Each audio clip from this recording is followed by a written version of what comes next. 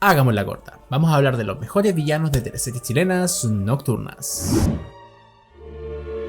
La figura del villano en una telenovela, siento yo, es la principal. Necesitamos ese personaje que le ponga traba a los protagonistas y nos haga rabiar en el sofá. Y mientras más malo, mejor. Pero ojo, no es solo maldad y ya está, sino que también las motivaciones y profundidades del personaje también son importantes para engancharnos. Los villanos de las telenovelas normalmente son más recordados que los mismos protagonistas porque son el eje central de prácticamente todos los conflictos. En las teleseries chilenas hemos tenido villanos inolvidables que se han quedado grabados en nuestra memoria. ¿Qué les parece si comentamos algunos de estos villanos y también reflexionamos acerca de por qué fueron tan memorables? De más está decir que este video va a estar lleno de spoilers de las teleseries que vamos a hablar el día de hoy, así que tengan en cuenta todo eso, por favor. ¿Qué les parece si empezamos ya y vamos paso a paso? Y quiero comenzar con una de las figuras más importantes a la hora de querer hablar de villanos relevantes. Y esa figura sin duda es...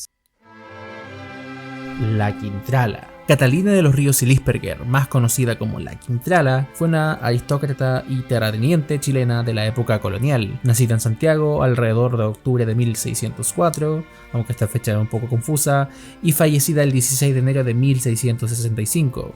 Una mujer que llamaba la atención por su poder, pero por sobre todo por su belleza. La leyenda dice que tenía pactos con el diablo y trataba a sus sirvientes con muchos maltratos. Y esta figura ha sido adaptada a la televisión en dos oportunidades. Una miniserie transmitida en 1967 por el canal TVN y protagonizada por ni más ni menos que Raquel Argandoña. De ahí a que tenga ese apodo hasta el día de hoy. Es una producción bastante bien recordada por la audiencia chilena de la época. Se comenta lo bien que actúa la Argandoña para no ser actriz y también se crearon bastantes mitificaciones frente a la misma producción, que incluía precisamente los rituales y pactos con el diablo que se supone que la Real Quintrala llevaba a cabo. De ahí que esta serie generaba en los espectadores de la época cierto terror y hasta el día de hoy genera ese repelús para las personas que lo vieron en su momento. Y si bien esta primera adaptación no es una teleserie en sí misma, la verdad es que esta historia sí tuvo una versión telenovelera muchísimos años después, con una teleserie de televisión conocida como La Doña.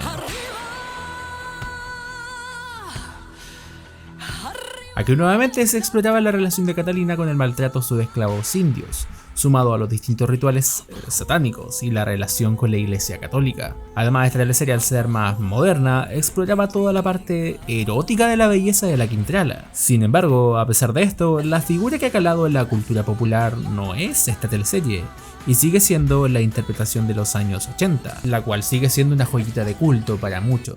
Y hablando de teleseries que exploran el terror, no puedo dejar de mencionar a...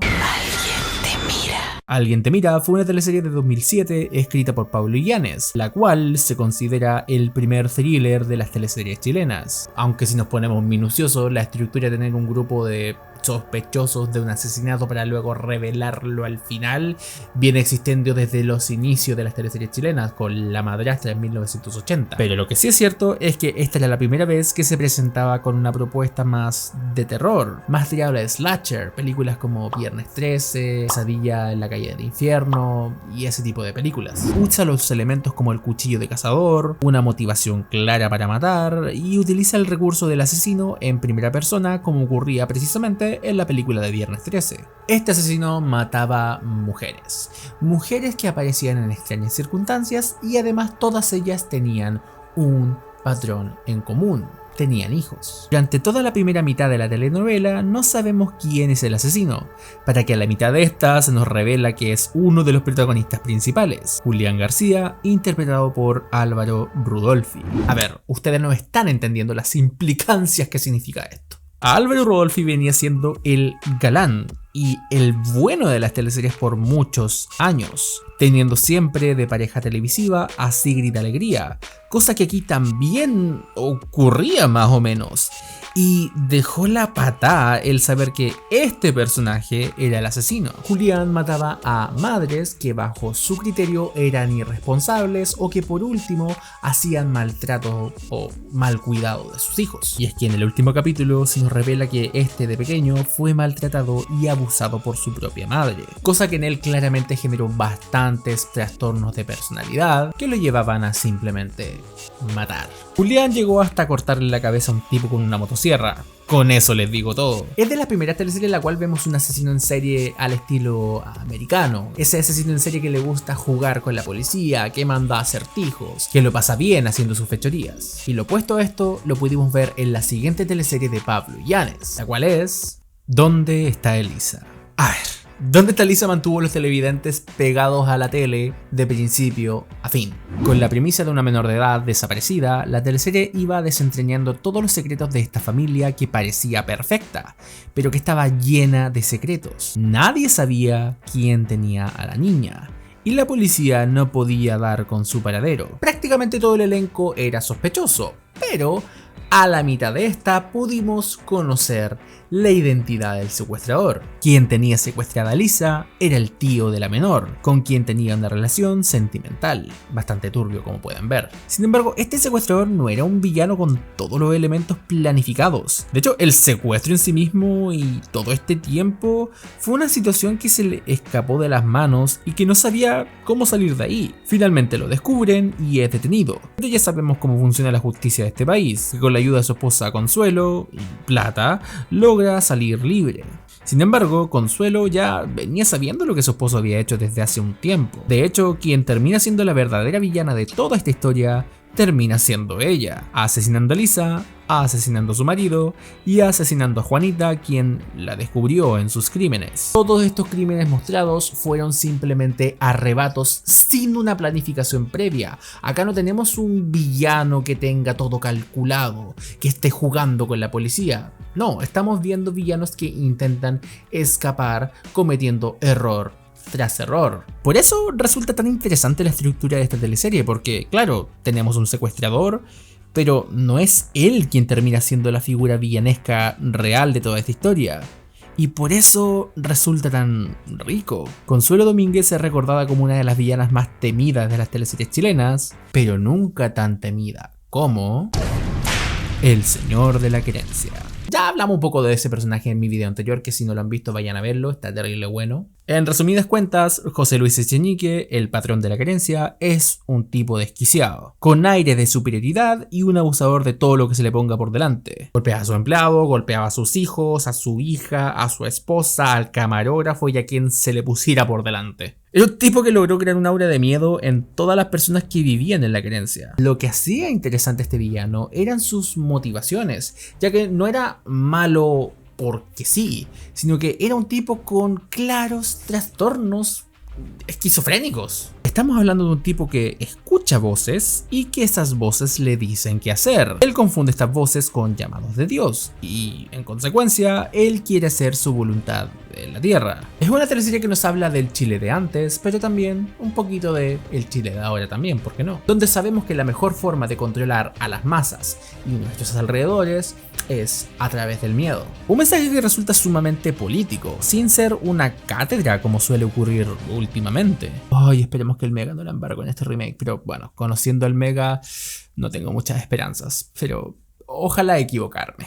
Pero bueno, otra teleserie que abordó temas políticos de una forma bastante sutil fue Secretos en el Jardín, el misterio de los psicópatas de Viña. Poquísimas producciones en Chile son tan buenas como Secretos en el Jardín. Es una de las pocas teleseries que antes de su transmisión ya se encontraba completamente producida, y en esta oportunidad se nota en su exquisita calidad. Inspirada en el caso real de los psicópatas de Viña, Secretos en el Jardín también nos habla de política sin usar terminologías innecesarias y lo hace de una forma sutil y bastante bella. Irónicamente, porque estamos hablando de crímenes y asesinatos, pero ustedes me entienden, ¿verdad? Es una teleserie que trataba sobre la violencia de los años 80, en plena dictadura militar, donde los abusos de poder, la impunidad y la injusticia estaban a la orden del día. Nos muestran cómo se puede utilizar la belleza de la ciudad de Viña del Mar, sumado al festival, para ocultar los crímenes horribles que se cometían en la ciudad. Secretos del Jardín nos habla sobre lo que fue la dictadura militar de una forma sutil, sin necesidad de usar palabras ultra manoseadas, y simplemente se enfoca en expresarnos el miedo de la época. Tanto en la sutileza de esta teleserie que nunca nos llegan a decir directamente quiénes son los culpables. Toda la investigación apunta a dos personas, Carlos Cox y Hernán Jerez. Sin embargo, en cuanto a la policía de investigaciones está a punto de detenerlos, una investigación oculta aparece de la nada y quienes quedan como culpables son 2 carabineros, quienes al final reciben la pena máxima, mientras los cabecillas quedan libres de todo. En otras palabras, quienes apretaron el gatillo fueron los que recibieron el castigo, mientras que los cabecillas, aquellas personas que planificaron todo, salieron libres de todo esto. ¿Les suena un poquito?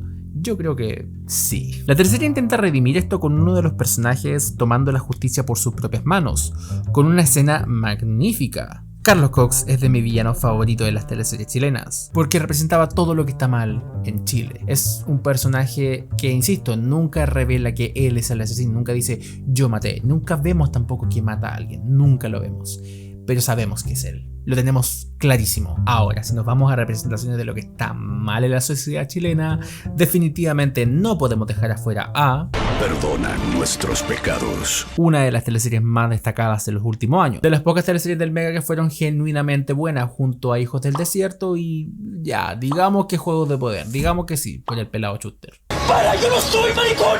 ¡Me escuchaste, mierda! Armando Quiroga era el dueño de Villa Ruiseñor, una pequeña representación de lo que era el Chile de los años 50. Y aquí entre nos, nuevamente, de lo que sigue siendo actualmente Chile también. Todos preocupados por lo que el resto dirá, de mantener las apariencias, el abuso de poder, y el que tiene más plata, lo manda todo. Armando Quiroga era el amo y señor de Villa Ruiseñor, por lo tanto, cada crimen que cometía significaba impunidad. Salía libre cuando quería, compraba jueces, compraba policías, tenía matones por todos lados que le hacían todos los chanchullos. Armando Quiroga es de los mejores personajes que Álvaro Rudolphy ha interpretado. Es que este hombre te comía con solo mirarte. Esos gestos únicos, esa forma de caminar, esa forma de reírse. Lástima que a esta teleserie le hicieron un alargue porque todo lo que es la primera temporada es ultra intenso. Y la supuesta segunda temporada se siente como un relleno sin nada más que aportar. Incluso hasta el mismo Armando Quiroga comenzó a perder peso como antagonista. Y los personajes comenzaron a hacerse daño entre ellos, sin que Armando hiciera mucho. Poco triste si me lo preguntan a mí. Pero no deja de ser un villano bastante recordado por muchas personas, tomando en cuenta que al final sí cumple su promesa de matar al curita. Y bueno, no puedo terminar este video sin mencionar a... Pacto de sangre. Amigos, hasta que la muerte los separe. Pacto de Sangre comienza como una teleserie sin un villano central. Solo es un grupo de amigos que se ven envueltos en un accidente donde una menor de edad termina fallecida, para luego querer ocultarlo. Evidentemente son personajes que cometen crímenes, pero no podemos llamarlos villanos hasta este punto. Solo es una bola de nieve que va creciendo y va creciendo y es parecido como al viaje de Walter White, más o menos. Bueno, eso. Sin embargo, todo comienza a cambiar cuando la figura de un misterioso hombre aparece, un tal señor Rojo presente en sus diarios de vida. Grande es la sorpresa cuando nos enteramos que este señor Rojo es uno de los amigos involucrados en el accidente. Benjamín Vial es un cirujano con una vida bastante acomodada. Pareciera ser el perfecto del grupo, el que parece que siempre hace lo correcto, pero resulta ser un tipo bastante psicópata, adicto a meterse con prostitutas menores de edad, y su favorita siempre fue precisamente esta niña llamada Vanessa. Benjamín hace hasta lo imposible por querer ocultar su secreto, matando a cualquier persona que vaya a descubrirle o que vaya a delatarlo. Simplemente se deshace de ellos así. Y obviamente está brillantemente interpretado por Álvaro Espinosa. Yo creo que es de los mejores personajes que ha hecho este actor. Siempre actuando desde la calma, sin alterarse. Hace que este personaje sea uno de temer y uno de los villanos más turbios que hemos visto en la televisión. Y ahí lo tienen, un recorrido por algunos de los grandes villanos de teleseries nocturnas. Desde la temible Quintrala hasta el inquietante Señor Rojo, estos personajes nos han mantenido al borde de nuestros asientos, odiándolos y amándolos al mismo tiempo. Lo que hace de estos villanos tan memorables es, por supuesto, una gran interpretación por parte de los actores, que tengan un peso bastante grande dentro de la trama y que sean un eje en los conflictos de la misma. ¿Y tú? ¿Cuál es tu villano favorito? ¿Crees que faltó alguno? Déjalo acá abajo en los comentarios. Yo soy Danilo y esto fue Cultura del Drama. Chao pescado.